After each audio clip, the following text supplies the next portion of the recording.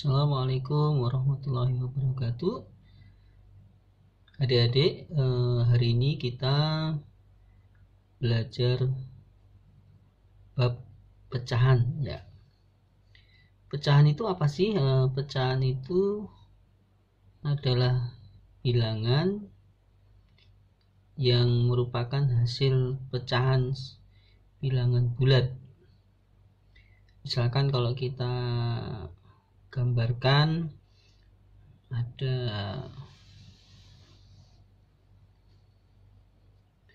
pizza yang kita beli dibagi menjadi dua, misalkan menjadi dua. Nah, ini artinya satu pizza utuh dibagi menjadi dua, jadi menjadi setengah, 1/2 gitu.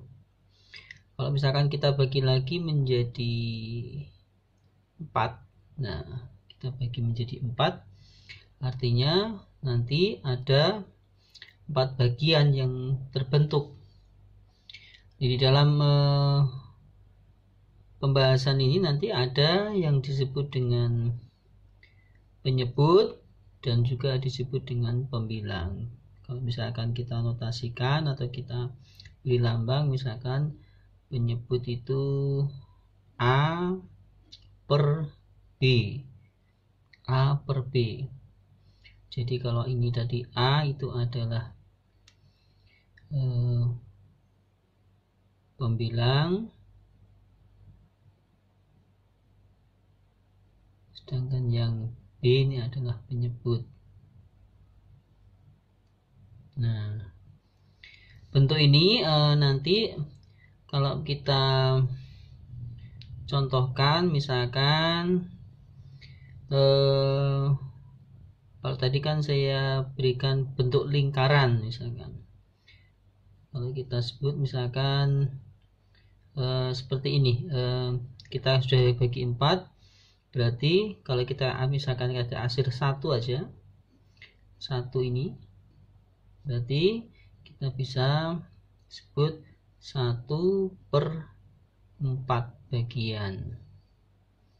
Terus kalau kita arsir kedua, misalkan ini, nah ini jadi berapa? Jadi 2/4. Kalau kita arsir lagi yang ketiga, maka yang arsirnya adalah menjadi berapa? 3/4. Nah, nanti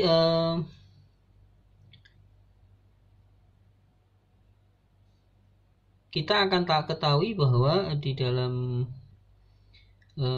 pecahan ini nanti akan ada beberapa macam.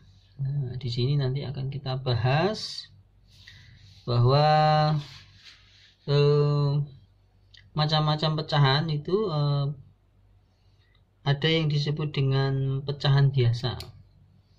Pecahan biasa di mana bilangan yang dituliskan dengan pembilang dan penyebut.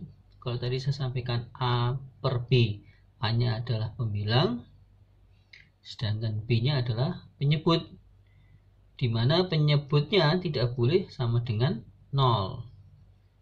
Penyebutnya tidak boleh sama dengan 0. Seperti apa bentuknya? Seperti ini, 1/2, 1/4, 3/4, 6/5, dan seterusnya. Nah, nanti ada juga disebut dengan bentuk campuran, di mana bilangan pecahan yang merupakan gabungan dari bilangan bulat dan pecahan. Bilangan bulat dan pecahan. Seperti 1/3, 2, 3/5, 5, 2/3, dan seterusnya. Ada juga yang disebut dengan pecahan berbentuk desimal, di mana bilangan pecahan yang penyebutnya adalah 10 atau berpangkatan 10. 0,5 artinya ini 5/10, setengah kan kalau biasa nama lainnya. 2,5 artinya 25/10. 0,75, artinya 75 per 100 kalau ada dua angka di belakang koma. Misalkan 2,175, artinya 2175 per 1000, ada 3 angka di belakang koma, dan seterusnya. Nanti kita bisa pelajari selanjutnya. Terus bentuk persen, dimana ada pecahan yang perseratusan atau lambangnya persen seperti demikian. 8%, 75%, 125%. Nah, artinya 8 per 100, 75 per 100, itu 125 per 100, 125% tadi kan. Nah, adik-adik yang dalam pembahasan ini nanti bisa kita nanti akan ada soal yang bisa diminta untuk mengubah dari masing-masing bentuk ini. Misalkan dari pecahan biasa dirubah menjadi campuran desimal dan persen, dan demikian juga sebaliknya gitu loh. Misalkan demikian, 9 per 5, kelihatan ya, 9 per 4, campurannya adalah 21 per 4.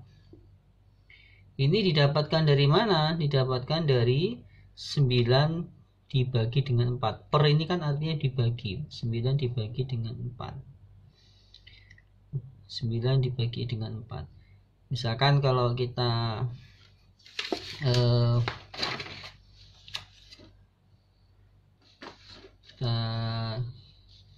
coba misalkan demikian, 9 dibagi dengan 4, otomatis kita cari angka yang mendekati 9, yaitu 4 kali berapa? Kali 2.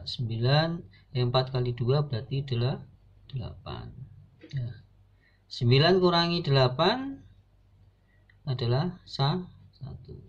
Sehingga hasil daripada 9 dibagi 4 itu adalah 2, sisanya 1 per berapa? Per 4. Nah, ini.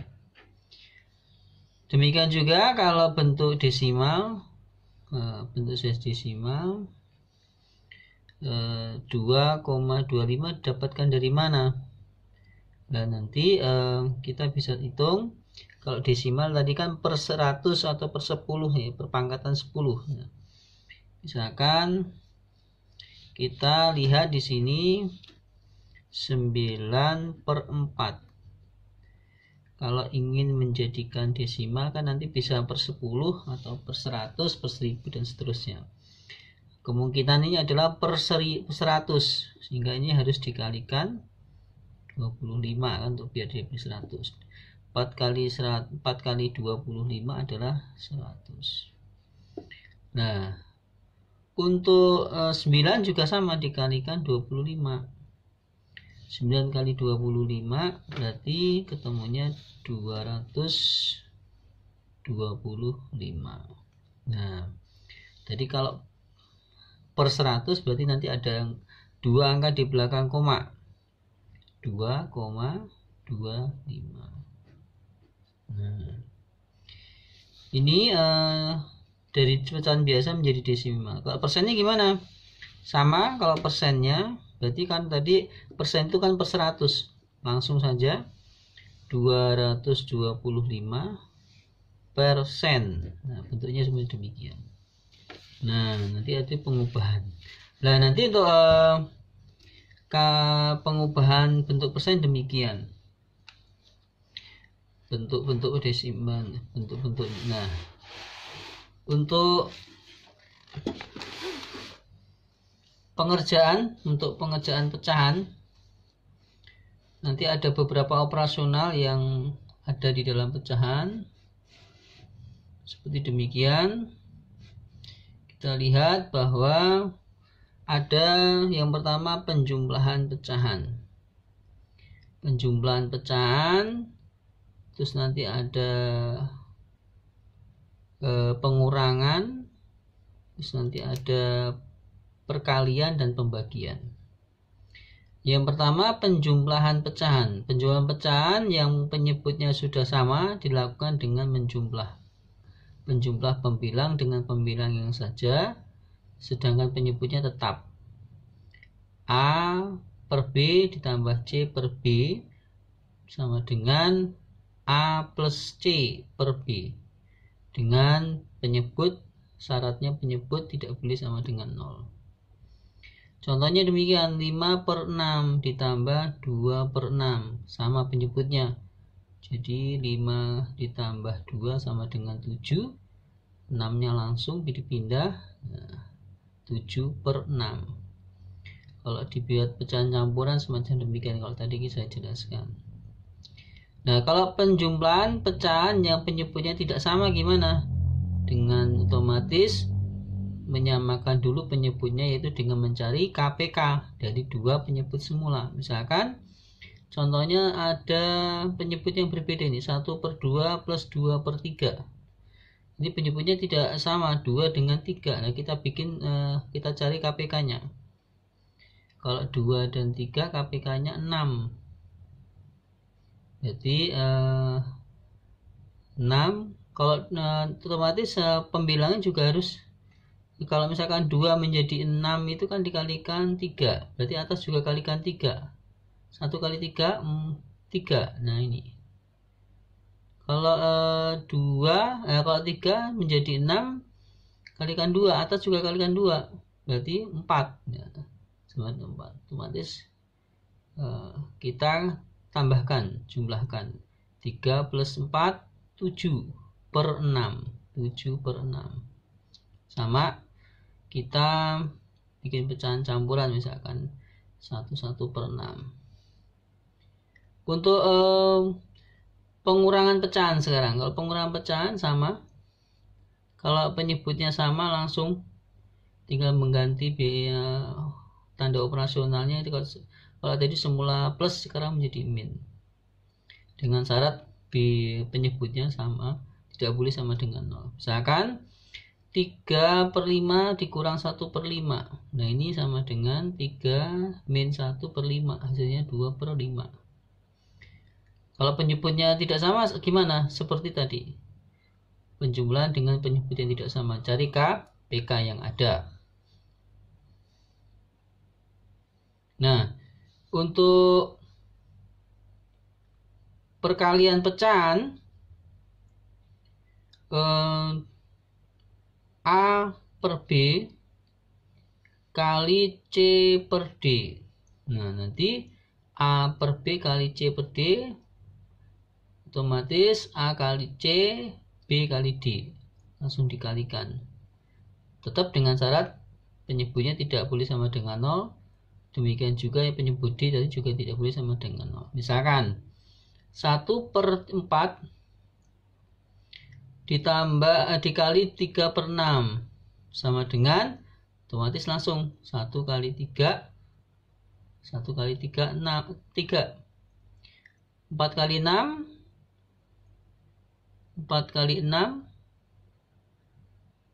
24. Nah, ini salah ketik nih. 3 per 24. Nah, 3 per 24 sama dengan, kalau disederhanakan, 3 per 24 itu 1 per 8. Gimana caranya? Misalkan kan tadi 3 per 24. Nah, kok bisa jadi 1 per 8 gimana? Ini dibagi 3 berapa? 1 ya. 3 bagi 3 1. 24 bagi 3 berapa? 24 bagi 3 berarti 8. Nah, ini kenapa bisa menjadi 3 per 24 menjadi 1 per 8. Nah, itu perkalian. Kalau pembagian pecahan seperti halnya tadi, A per B dibagi C per D. Nah, ini seperti perlakuannya adalah nanti dikalikan, tetapi dibalik. Jadi yang semula D sebagai penyebut dibalik menjadi pembilang, C sebagai pembilang dibalik menjadi penyebut. Jadi demikian. A per B kali D per C sama dengan, nanti langsung perlakuan dikalikan A kali D B per C gitu. Seperti contohnya ini, 8 per 6 dibagi 4 per 3, hasilnya nanti perlakuannya dikalikan tapi dibalik. 8 per 6 kali 3 per 4 sama dengan 8 kali 3 24. Sorry, ketiknya juga masih salah ini. 6 kali 4 24.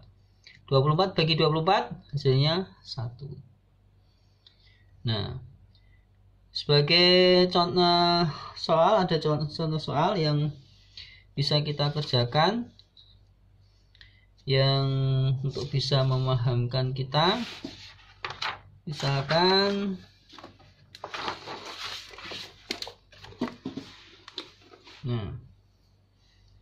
ini ada perkalian juga, terus ada penjumlahan, ada pembagian juga demikian. Misalkan demikian,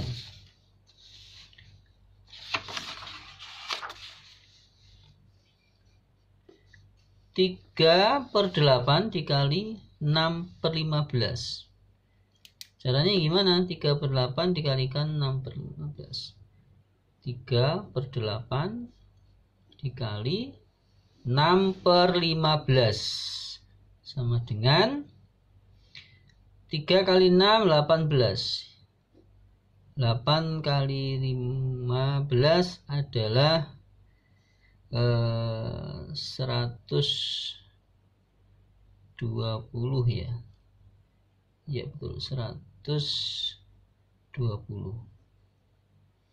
Nah, adakah jawabannya? Kita sederhanakan, dibagi 6. Bagi 6 jadi berapa? 18 bagi 6 adalah 3. 120 bagi 6 adalah 20. Hasilnya yang B. Ada lagi misalkan pembagian. Nah, ini pembagian. Pembagian 6 per 9 dibagi 2 per 5. Perlakuannya sama, 6 per 9 kayak seperti tadi, dikali tapi dibalik, 5 per 2. Nah, sekarang kalikan 6 kali 5 30, 9 kali 2 18. Adakah? Nah, ini diminta bikin pecahan campuran. 30 dibagi 18. Berapakah? 30 dibagi 18. Kalikan 1 ya. 1, kalau 2 tidak mungkin. Nanti akan 36, lebih dari 30. 18, sisanya adalah 12. Nah, jadi berapa? Jadi ada 1 12 per 18. Ini penyebutnya nanti disederhanakan. 1 boleh sederhanakan ini bagi berapa? Bagi 2 boleh. 12 bagi 2 6. 18 bagi 2 adalah 9. Hasilnya yang B, ya, yang A. Nah, nanti ada contoh yang lain. Kalau kita coba nih, Ada penjumlahan tapi berbeda penyebutnya. Disampaikan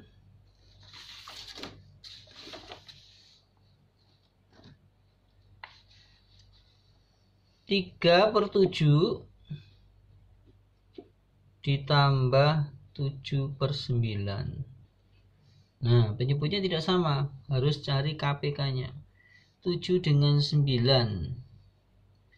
7 dengan 9. 7 dengan 9.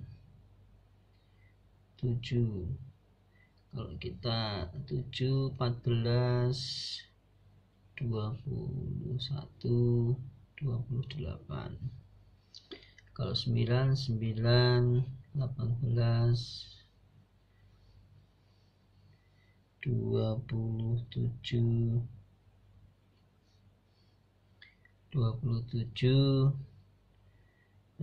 36, 36, terus 45, 54, habis 54, 63.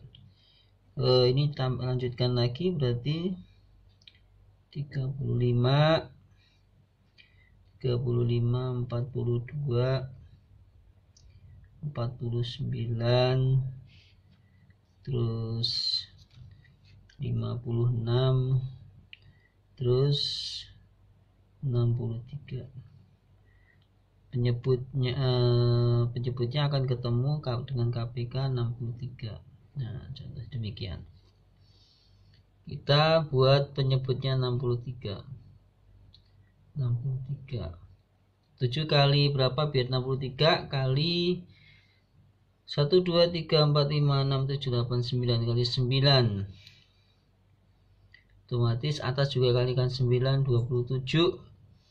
9 kali berapa bisa 63 kali 6. 1, 2, 3, 4, 5, 7 maaf. 1, 2, 3, 4, 5, 6, 7 kali 7. 7 kali 7 49. Kalau kita tambahkan 27 tambah 49 berarti 66, 76. Ya, 76. Sedangkan penyebutan langsung kita tulis 63. Benar ya? 16, 9 ya, 76. 76 per 63. Ternyata diminta campuran, penyebutnya campuran. Campuran bagaimana? Campuran seperti tadi. Kita buat pembagian 76 dibagi 63.